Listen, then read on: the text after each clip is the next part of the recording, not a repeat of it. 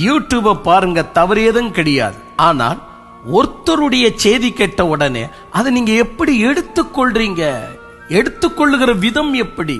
துருப்பதேசத்தையும் எடுத்துக்கொள்றீங்க. ஆஹா, சூப்பரா இருந்துச்சு, இதுல இந்த பாயிண்ட் நல்லா இருந்துச்சு அப்படின்னா டெய்லி குப்பையை போய் கிளறி பாருங்க, அதுல கூட உங்களுக்கு யூஸ்ஃபுல்லான விஷயம் இருக்கலாம். ஒவ்வொரு குப்பை தொட்டியா பாருங்க, கிளறி பாருங்க, உங்களுக்கு யூஸ்ஃபுல்லான விஷயம் கிடைக்கலாம். ஒரு துருப்பதேசத்தை கேட்கிறோமே, அதுல இருந்து உருப்படியான விஷயம் நம்மளுக்கு வர்றோமா? இல்ல, அதுல கூட நல்லது கிடைக்கும் சொல்றீங்க. அது துருப்பதேசம் தெரியும்.